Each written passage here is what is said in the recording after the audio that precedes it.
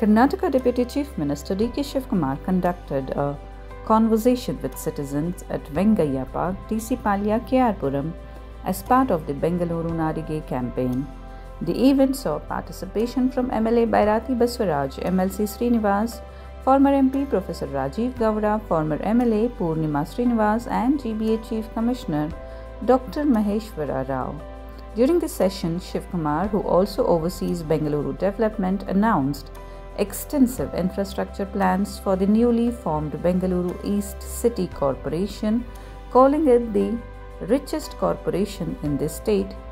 Despite covering only 2 assembly constituencies, BEC is financially robust and hosts numerous IT, BT and other commercial enterprises.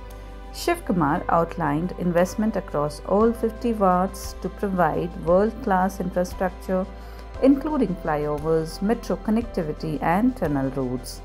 He welcomed a proposal by Biocon chairperson Kiran Mazumdar-Shaw to develop 10 to 15 roads, urging formal submission to proceed.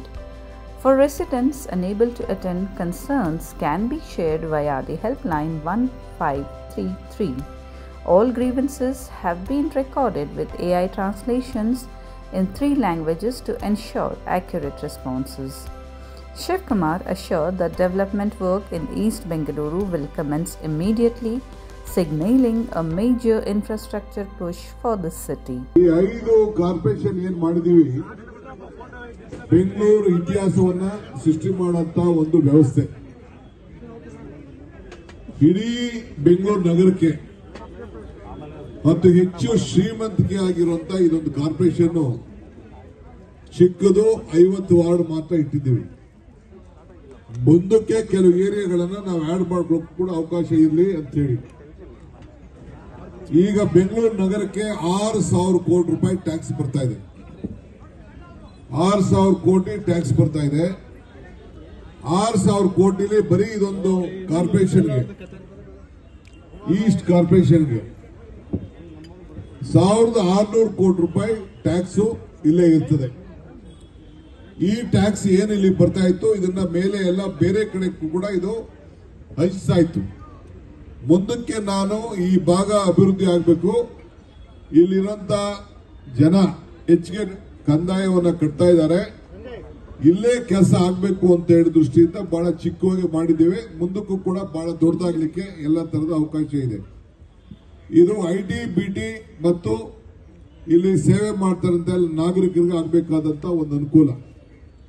ನಮ್ಮ ಶಾಸಕರಾದಂತ ಬಸವರಾಜ್ ಅವರು ಮತ್ತು ಮಂಜುಳಾ ನಿಂಬಾವಳಿ ಅವರು ಕೂಡ ಎಲ್ಲ ಸಂದರ್ಭದಲ್ಲೂ ಕೂಡ ಅನೇಕ ಸಂದರ್ಭದಲ್ಲಿ ತಿಳಿಸಿದ್ದಾರೆ.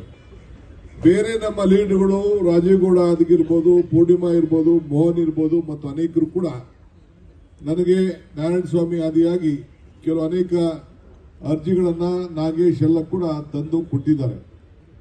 ನಾನು ಇವತ್ತು ಪ್ರತ್ಯೇಕವಾಗಿ 5 ಕಾರ್ಪೊರೇಷನ್ ಆದ್ಮೇಲೆ ನಿಮ್ಮೆಲ್ಲ ಗ್ರೀವೆನ್ಸಸ್ ಹೇಳಬೇಕು ಅಂತ ಹೇಳಿ ತಂದಿದ್ದೇನೆ. ಈಗ ಕಾರ್ಪೊರೇಷನ್ ಕೌನ್ಸಿಲ್ಗೆ ಮುಂದಕ್ಕೆ 10 ಕೋಟಿವರೆಗೂ ಅವಕಾಶ ಮಾಡಿಕೊಟ್ಟಿದ್ದೀವಿ. ಕಾರ್ಪೊರೇಷನ್ ಕಮಿಷನರ್ಗೆ 3 ಕೋಟಿ ಅವರೇ ನೇರವಾಗಿ ಡಿಸಿಷನ್ ತಗೊಳ್ಳಕ್ಕೆ ಅವಕಾಶ ಮಾಡಿಕೊಟ್ಟಿದ್ದೀವಿ. ಕಮಿಟಿಗೂ ಕೂಡ 5 ಕೋಟಿ ರೂಪಾಯಿವರೆಗೂ ಬಹಳ ಕೊಟ್ಟಿದ್ದೀವಿ. ಮೊದಲು ಇಡೀ ಬೆಂಗಳೂರು ನಗರಕ್ಕೆ 10 ಕೋಟಿ ಇತ್ತು, ಈಗ 50 ಕೋಟಿ ಖರ್ಚು ಮಾಡಕ್ಕೆ ಅವಕಾಶವನ್ನ ಕೊಟ್ಟಿದ್ದೇವೆ ಬೆಂಗಳೂರು ನಗರಕ್ಕೆ. ಅಂದ್ರೆ ಅವ್ರಿಗೆ 5 ಪಟ್ಟು ಜಾಸ್ತಿ ಅವಕಾಶಗಳನ್ನ ನಾವು ಮಾಡಿ ಕೊಟ್ಟಿದ್ದೇವೆ, ಡಬಲ್ ಮಾಡಿ ಅವಕಾಶ ಕೊಟ್ಟಿದ್ದೇವೆ. ಇವತ್ತು ನನಗೆ ಅನೇಕ ಬೇಡಿಕೆಗಳನ್ನ ನನ್ನ ಮುಂದೆ ಇಟ್ಟಿದ್ದಾರೆ. ಯಾರು ನನ್ನನ್ನ ಭೇಟಿ ಮಾಡಕ್ ಆಗಿಲ್ಲ, ಯಾರ ಸಮಸ್ಯೆ ಇದೆ, ನಿಮ್ಮೆಲ್ಲರೂ ಕೂಡ 1533 ನೀವು ನೋಟ್ ಮಾಡ್ಕೊಳ್ಳಿ.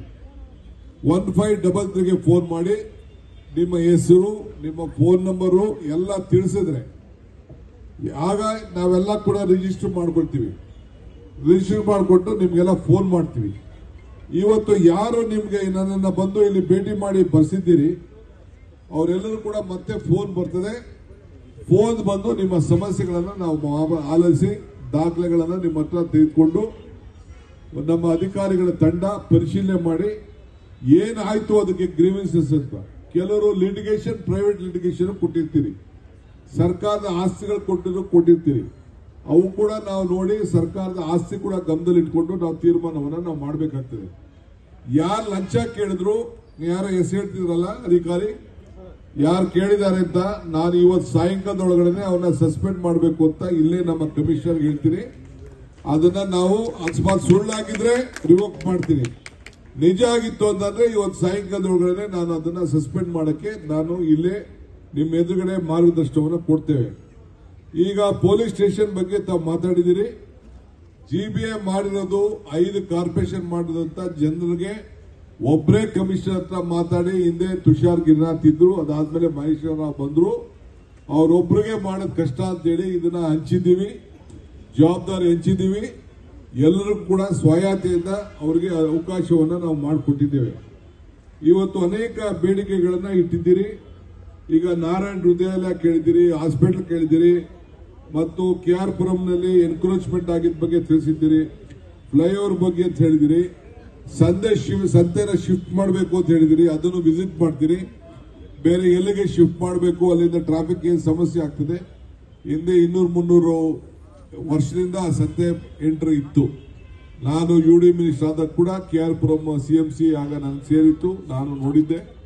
ಈಗ ಜನಸಂಖ್ಯೆ ಜಾಸ್ತಿ ಆಗಿದೆ, ಬಟ್ ಅದನ್ನ ಯಾವ ರೀತಿ ಮಾಡಬಹುದು ಅನ್ನೋದನ್ನ ನಾನು ಮತ್ತೆ ಮಾತಾಡ್ತೀನಿ. CCTV ಕ್ಯಾಮೆರಾ ಹಾಕಬೇಕು ಅಂತ ಕೂಡ ಹೇಳಿದ್ದೀರಿ, ಅದ್ರ ಬಗ್ಗೆ ಕೂಡ ಮಾಡ್ತಾ ಇದೀವಿ.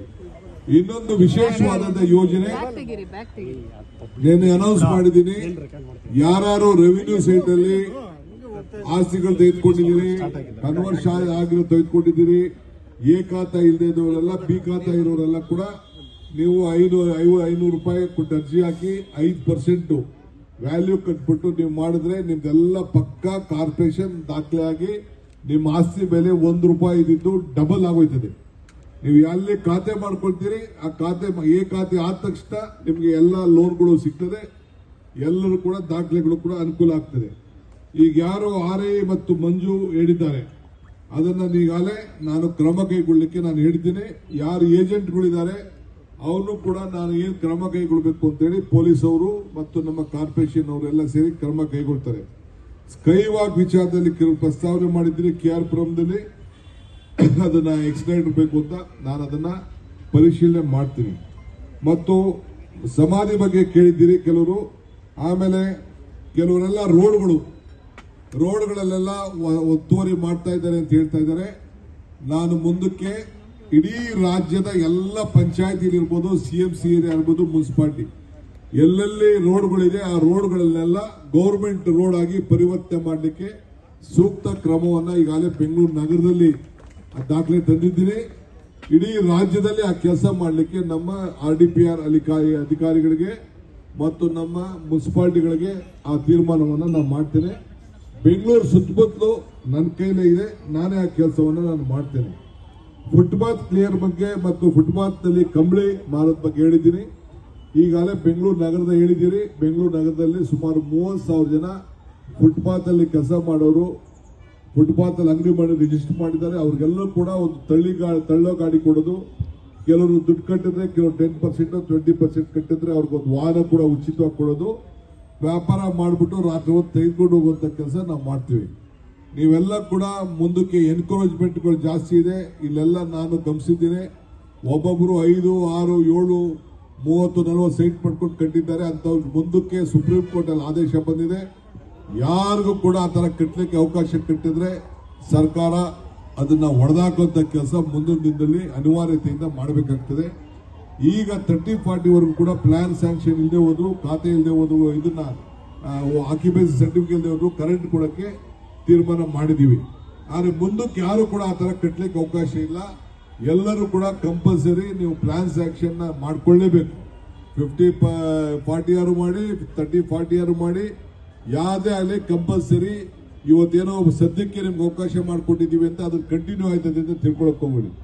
ಬೇರೆ ಬಿಲ್ಡಿಂಗ್ ನ ಕಟ್ಟಿದ್ರೆ ನಾವು ಅದಕ್ಕೆ ಅನುಮತಿಯನ್ನ ಕೊಡ್ಲಿಕ್ಕೆ ಆಗುದಿಲ್ಲ. ಕಾನೂನು ಚೌಕಟ್ಟಿನಲ್ಲಿ ಏನು ನಮ್ಮ ಕಾನೂನು ಇದೆ, ಎಷ್ಟು ಕಟ್ಟಬೇಕು, G+2ನೋ G+3ನೋ ಕಟ್ಟಬೇಕು, ಅಷ್ಟು ಮಾತ್ರ ಅವಕಾಶ ಇದೆ. ಮತ್ತು ಸುತ್ತಲೂ ಏನು ಜಾಗ ಬಿಡಬೇಕು ಅಂತ ಹೇಳ್ತೀರಿ, ಅದಕ್ಕೂ ಕೂಡ ನಾವು ನಿಯಂತ್ರಣವನ್ನು ನಾವು ತರ್ತೇವೆ. ಜಾಸ್ತಿ ಸಡ್ಲಿಕ್ಕೆ ಮಾಡಲಿಕ್ಕೆ ಆಗುದಿಲ್ಲ. ಪಕ್ಕದಲ್ಲಿ ಗಾಳಿ ಇರಬೇಕು, ಸುತ್ತಮುತ್ತಲು ಗಿಡಗಳನ್ನ ನಿಲ್ಕೊಳ್ಳಿಕ್ಕೆ ಜಾಗ ಇರಬೇಕು. ಆ ದೃಷ್ಟಿಯಿಂದ ಹಸಿರನ್ನ ನೀವೆಲ್ಲ ಕಾಪಾಡಬೇಕು. ನೀರು ಕೂಡ ನಿಮ್ಮ ಸೈಟ್ ನಲ್ಲಿ ಮಳೆ ನೀರು ಬಂದದ್ದು ಭೂಮಿ ಒಳಗಡೆ ಹೋಗ್ಬೇಕು. ಅದಕ್ಕೆ ಏನೇನು ವ್ಯವಸ್ಥೆ ಮಾಡಬೇಕು ಆ ಕೆಲಸವನ್ನೆಲ್ಲ ಮಾಡಬೇಕು. ರೋಡ್ಗೆ ನಮ್ ಜಾಗ ಇದೆ ಅಂದ್ಬಿಟ್ಟು ಕಂಪ್ಲೀಟ್ ರೋಡ್ಗೆ ಕಟ್ಬಿಟ್ರೆ, ರೋಡ್ಗೆ ಜಾಗನೇ ಮುಂದೆ ಜಾಗನೇ ಬಿಡದೆ ಕಟ್ಟಿದ್ರೆ ಅದಕ್ಕೆಲ್ಲ ಕಾನೂನು ಸುಪ್ರೀಂ ಕೋರ್ಟ್ ಈಗ ಆದೇಶ ಕೊಟ್ಬಿಟ್ಟಿದೆ. ಎಲ್ಲ ಆಫೀಸರ್ಗಳಿಗೆ ನಮ್ಗೆಲ್ಲ ನೋಟಿಸ್ ಕೊಟ್ಟಿದ್ದಾರೆ. ಇದನ್ನ ಗಮನದಲ್ಲಿ ಇಟ್ಕೊಳ್ಬೇಕು. ಯಾರಿಗೆ ಇವತ್ತು ನನ್ನನ್ನು ಭೇಟಿ ಮಾಡಕ್ಕಾಗಿಲ್ಲ, ವಿಚಾರ ತಿಳಿಸಕ್ಕಾಗಿಲ್ಲ, 1533 ಇದೆ. ಅದಕ್ಕೆ ನೀವು ಮತ್ತೆ ಗ್ರೀವೆನ್ಸಸ್ ಕಳಿಸಬೇಕು. ನಿಮ್ಮಲ್ಲೇ ಒಂದು ಹೊಸ ಕಾರ್ಪೊರೇಷನ್ ಆಫೀಸು ಮಹದೇವಪುರ ಮತ್ತು KR ಪುರ ಎರಡೂ ಸೇರಿ ಒಂದು ಹೊಸ ಕಾರ್ಪೊರೇಷನ್ ಆಫೀಸು ಈಗ ಟೆಂಪರರಿಯಾಗಿ ಅಲ್ಲಿ ನಡೆಸ್ತಾ ಇದ್ದಾರೆ. ಎಲ್ಲಿ ನಡೆಸ್ತಾ ಇದ್ರಮ್ಮ? ಮಹದೇವಪುರ ಆಫೀಸಲ್ಲಿ ನಡೆಸ್ತಾ ಇದ್ದಾರೆ. ಮುಂದಕ್ಕೆ ಕಾರ್ಪೊರೇಷನ್ ಆಫೀಸು ಒಂದು ಹೊಸ ಕಟ್ಟಡ ಬರ್ತದೆ. ಅಲ್ಲೇ ನಿಮ್ಮ ಕಾರ್ಪೊರೇಷನ್ ಆಫೀಸು, ಅಲ್ಲೇ ನಿಮ್ಮ ಜನ ಸೇವೆ ಮಾಡಲಿಕ್ಕೆ ಅವಕಾಶವನ್ನು ಮಾಡಿಕೊಡ್ತೇವೆ. ನಿಮ್ಮ ಸ್ಥಳೀಯ ಮುಖಂಡಗಳ ಹತ್ರ ಚರ್ಚೆ ಮಾಡ್ತೇನೆ. ಜಾಗ ಎಲ್ಲಿ ಜಾಗ ಇದೆ ಅದನ್ನು ಪರಿಶೀಲನೆ ಮಾಡ್ತೇನೆ. ನೋಡಿ ಸ್ವಲ್ಪ ವಿಸ್ತಾರವಾಗಿರುವಂತಹ ಜಾಗದಲ್ಲಿ ಕಟ್ಟುವಂತ ಕೆಲಸವನ್ನು ನಾವು 2 ವರ್ಷದಲ್ಲಿ ನಾವು ಮುಗಿಸ್ತೇವೆ. ಇಷ್ಟೆಲ್ಲ ಬಂದು ನೀವೆಲ್ಲ ಸಾರ್ವಜನಿಕರು ಸಹಾಯ ಮಾಡಿದಿರಿ. ಬಹಳ ಜನ ನಮ್ಮ ಕಾರ್ಯಕರ್ತರು ನುಗ್ಗಿ ಕೆಲವರೆಲ್ಲ ನಿಮ್ಗೆ ತೊಂದರೆ ಮಾಡಿದ್ದಾರೆ. ದಯವಿಟ್ಟು ಕ್ಷಮಿಸಬೇಕು. ಅವ್ರ ಉತ್ಸಾಹ ಏನ್ ಮಾಡ್ತೀರಿ, ವಿಧಿ ಇಲ್ಲ. ನಿಮ್ಮೆಲ್ಲರ ಪ್ರೀತಿ ವಿಶ್ವಾಸ ಸದಾ ಇರಲಿ. ಗ್ಯಾರಂಟಿಗಳೆಲ್ಲ ತಲುಪ್ತಾ ಇದೆ. ನೀವೆಲ್ಲ ಕೂಡ ಮುಂದಕ್ಕೆ ನಿಮ್ಮ ಭವಿಷ್ಯಕ್ಕೋಸ್ಕರ ನಿಮ್ ಹೇಳ್ತೀನಿ. ಇನ್ನೊಂದು ದಿನ ನಾನು ಬರೀ IT BT ಅವ್ರನ್ನ ಮಾತ್ರ ಕರೆಸಿ ಪ್ರತ್ಯೇಕವಾಗಿ ಮಹದೇವಪುರ KR ಪುರದಲ್ಲಿ ಕರೆಸಿ ಈ ಔಟರ್ ರಿಂಗ್ ರೋಡ್ ಮತ್ತು ಏನೇನು ಸಂಸ್ಥೆಗಳಿದೆ ಅವ್ರಿಗೆ ನಾನು ನಮ್ಮ industries minister, IT minister, science and technology minister ಅವರು ಕರೆದು ಪ್ರತ್ಯೇಕವಾಗಿ ಅವ್ರ ಹತ್ರ ಮಾತಾಡ್ತೀನಿ. ಆಗ ನೀವು ಯಾರು ಬರಬಾರ್ದು, ನಿಮ್ಗೆ ಈಗ ಅವಕಾಶ ಕೊಟ್ಟಿದ್ದೀವಿ. ಅವ್ರದ್ದು ಏನೇನು ಗ್ರೀವೆನ್ಸಸ್ ಇದೆ ಮತ್ತೆ ಅವ್ರನ್ನ ಕೇಳ್ತೀವಿ, ಆ ಕೆಲಸ ಮಾಡ್ತೀವಿ. ಟೀಕೆ ಟಿಪ್ಪಣಿ ಮಾಡೋರ್ಗೆ ನಮ್ಮ ಕೆಲಸನೇ ಉತ್ತರ ಕೊಡ್ತಿದೆ. ನಾವೇನು ತಲೆ ಏನು ಕೆಡ್ಸ್ಕೊಳ್ಳೋದಿಲ್ಲ. ನಮ್ಮ ಕೆಲಸ ನಾವು ಮಾಡ್ಕೊಂಡು ಹೋಗ್ತಾ ಇದೀವಿ. ಭಗವಂತ ನೀವೆಲ್ಲ ಆಶೀರ್ವಾದ ಮಾಡಿದ್ದೀರಿ. ನಾವು ನಿಮ್ಮ ಡ್ಯೂಟಿ ನಾವು ಮಾಡ್ತಾ ಇದೀವಿ. ನಮ್ಮ ಶಾಸಕರು ಬಂದಿದ್ದಾರೆ, ಬಹಳ ಸಂತೋಷ. ಅವರು ಕೂಡ ನನಗೆ ಅನೇಕ ಸಂದರ್ಭದಲ್ಲಿ ಅವರ ವಿಚಾರವನ್ನ ತಿಳಿಸಿದ್ದಾರೆ. ಎಲ್ಲ ನಮ್ಮ ಲೀಡರ್ಗಳು ಶ್ರೀನಿವಾಸ್ ಇರ್ಬೋದು, ಪೂರ್ಣಿಮಾ ಇರ್ಬೋದು, ಮೋಹನ್ ಇರ್ಬೋದು, ಬೇರೆ ನಮ್ಮ ಎಲ್ಲ ಲೀಡರ್ಸು, ರಾಜೀವ್ ಗೌಡ್ರು ಆದಿಯಾಗಿ ಎಲ್ಲರೂ ಕೂಡ ಬಂದಿದ್ದಾರೆ. ಆಗಾಗ ನನ್ನನ್ನು ಭೇಟಿ ಮಾಡಿ ನನ್ನ ಸಮಸ್ಯೆ ತಿಳಿಸ್ತಾ ಇದ್ದಾರೆ. ಮುಂದಕ್ಕೂ ಕೂಡ ಅವ್ರ ಜೊತೆ ಸಂಪರ್ಕದಲ್ಲಿ ಇಟ್ಕೊಂಡು ನಿಮ್ ಏನೇ ಸಮಸ್ಯೆಯನ್ನ ಅವ್ರ ಮುಖಾಂತರ ನಮ್ಮ ಅಧಿಕಾರಿಗಳಿಗೆ ತಲುಪಿಸುವಂತ ಕೆಲಸ ತಾವೆಲ್ಲ ಮಾಡಬೇಕು. ತಮ್ಮೆಲ್ಲರಿಗೂ ಈ ಸಂದರ್ಭದಲ್ಲಿ ಸಹಕಾರ ಕೊಟ್ಟದಕ್ಕೆ ಅಭಿನಂದಿಸ್ತೇನೆ. ಮುಂದಕ್ಕೆ ಯಾವುದೇ ವಾರ್ಡ್ ಅಲ್ಲಿ ದಯವಿಟ್ಟು ನೀವು ಸಾರ್ವಜನಿಕರಿಗೆ ಅವಕಾಶ ಮಾಡಿಕೊಡಿ. ಕಾರ್ಯಕರ್ತರನ್ನ ಬೇರೆ ಸಂದರ್ಭದಲ್ಲಿ ನಿಮ್ಮನ್ನೆಲ್ಲ ಭೇಟಿ ಮಾಡ್ತಾ ಇರ್ತೀನಿ. ಎಲ್ಲರಿಗೂ ನಮಸ್ಕಾರ.